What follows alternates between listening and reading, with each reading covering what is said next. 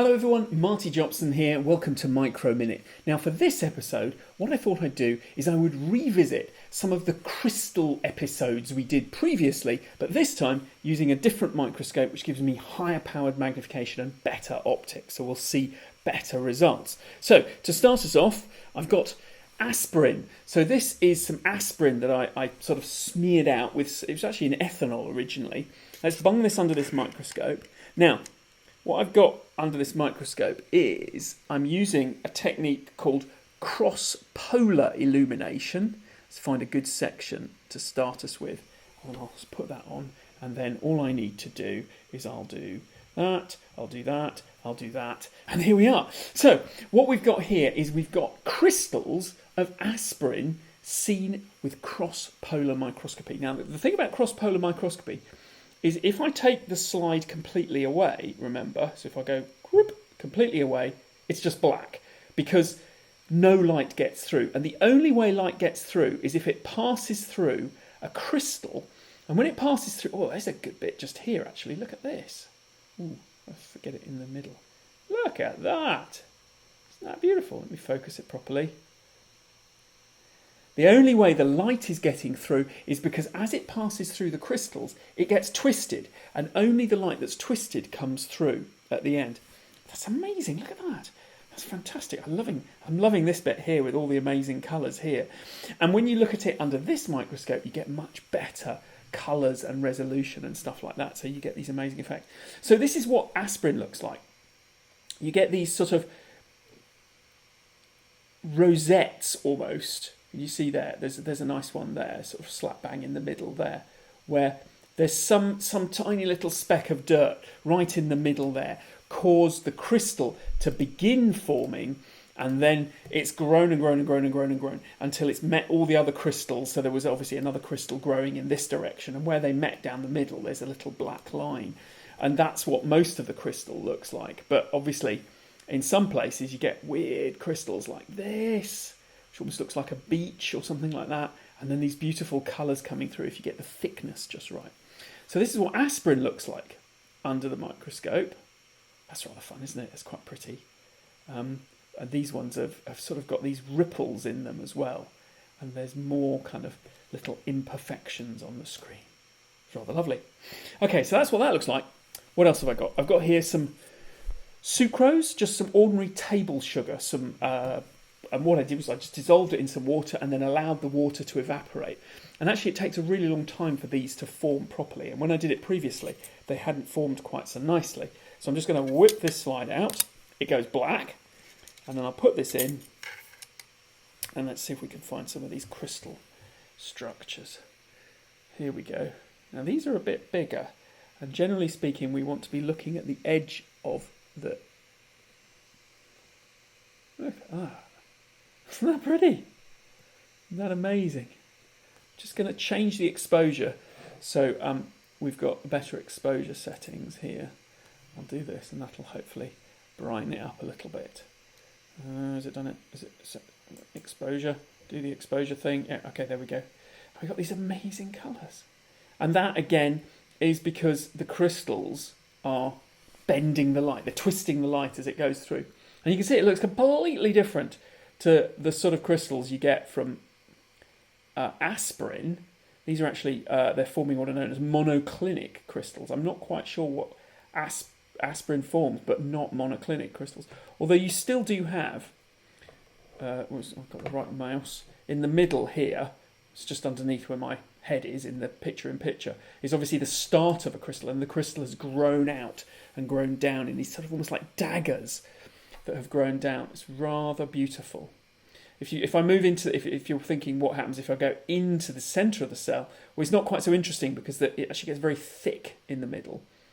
Let's have a look at this section. Just here's some rather pretty colours there. Now I'm just gonna have a quick zoom around on my own to see if I can find another good section, which is just a bit quicker because I can go quickly round the edge. Here's a good section. Oh yeah, this is good. This is pretty. Here we go. Again, look at that. And again, it's about, and you can see this is quite thick because I'm now focused on the very edges of these sort of dagger-shaped edges. and then all the way up to the top there. It's quite a thick cell, but it's beautiful and colourful. So that's sucrose. But if you want really bright, vibrant colours, what we need to do is we need to go to citric acid. Citric acid crystals grown exactly the same way as the sucrose. More difficult to grow though. So what I do here is I water citric acid, quite a lot of citric acid, and then you have to wait for it to slowly crystallise out. And then we should get, again, I'm going to get the focus right to start with. Woo-wee! Lots of colours. These crystals form, oh, look at that, isn't that amazing? Beautiful crystal structures like that. And we can scooch about and have a look at other bits.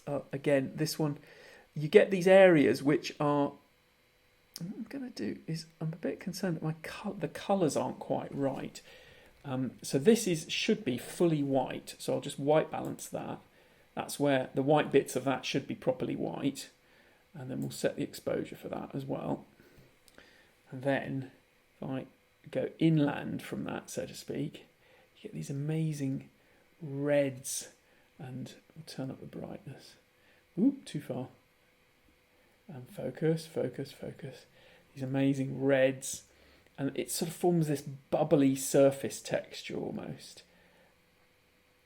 It's sort of like something off the moon or something like that. Who knows what that really could be. And then let's have a look. Where else have we got? Here's a cool bit. This bit here where you've got blues and oranges together in the same thing. And again, this is all down to the crystals are there and they're causing the light to twist as it goes through. It's called cross-polar microscopy. And this is, in fact, it's exactly the same. If you take a pair of sunglasses and you hold up one pair of sunglasses and then you take another pair of polarised sunglasses and you hold the lenses over each other and then you cross one over the other, that's what we're doing inside here, and it should go completely black if that happens. Right, once more to find a good section, a nice. Look at that bit. It looks like sort of weird waves on the sea or something, and you can see there's a sort of almost like a 3D structure there going on. But this is a nice flat. The trouble with a lot of these crystals is they're not flat. So obviously in a microscope you're focusing on a particular level, okay? And if you move the focus up, everything below that is out of focus, and if you move it down, everything above it is out of focus. So we focus up and down through it. So there I've focused quite nicely onto that surface. I can focus out of focus, and I can go in the other direction out of focus in that way. But I want to be right on focus, which is about there.